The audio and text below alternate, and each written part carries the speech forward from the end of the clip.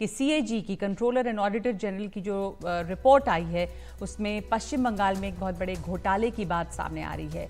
ये 2 लाख करोड़ का घोटाला बताया जा रहा है जो 2020-21 का है। अखिलेश हमारे साथ जुड़ रहे हैं इस पर और जानकारी के साथ। अखिलेश, क्या इसके डिटेल्स हैं और किस तरह का ये घोटाला है जो इस रिपोर्ट में अब बात सामने आई है? अखिलेश, देखिए नगमा, बीजेपी ने अब से कुछ देर पहले एक प्रेस कॉन्फ्रेंस की है यहाँ पर पार्टी मुख्यालय में, जो कि पश्चिम बंगाल के प्रदेश अध्यक्ष सुकांत मजूमदार, उन्होंने इसको संबोधित किया।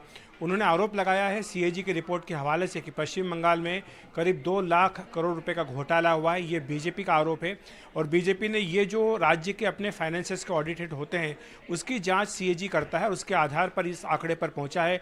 सीएजी का ये कहना है बीजेपी के मुताबिक कि कई ऐसे सर्टिफिकेट्स, यूटिलाइजेशन सर्टिफिकेट जो कि नहीं दिए गए हैं और पर्सनल फंड में भी कई सारा पैसा जो इस्तेमाल किया गया है। तो ये सब कुल मिलाकर के करीब 2 लाख करोड़ का 1,98,000 करोड़ का ये पूरा मामला बनता है और बीजेपी ने कहा है कि इस पूरे मामले की जांच होनी चाहिए और इस सीधे तौर पर जो जिम्मेदारी है पश्चिम बंगाल की मुख्यमंत्री ममता बनर्जी की बनती है। तो ये लोकसभा चुनाव आने से पहले बीजेपी ने अपना जो हमला है ममता सरकार पर वो तेज़ कर दिया है और जो सीएजी की रिपोर्ट है उसके रूप में बीजेपी को एक बड़ा हथियार मिला है, जिसके जरिए बीजेपी ने आरोप लगाया है कि पश्चिम बंगाल में बड़े पैमाने पर वित्तीय गड़बड़ियां हुई हैं।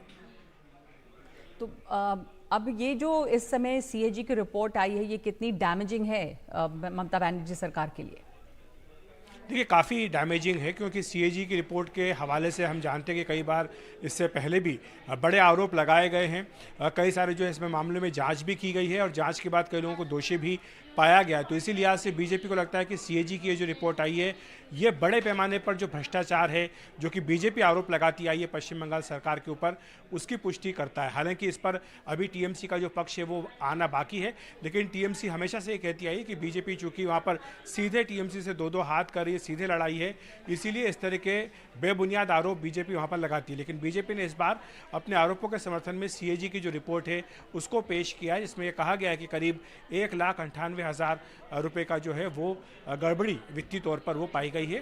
तो ये बीजेपी ने सीएजी रिपोर्ट के हवाले से आरोप लगाया है। धन्यवाद आपका अखिलेश। इसमें ये खबर आ रही है कि 2021 से 2.4 लाख सर्टिफिकेट्स वो नहीं दिए गए हैं और ये सीएजी की रिपोर्ट है जिसमें पश्चिम बंगाल में बड़े घोटाले की बात सामने आई है।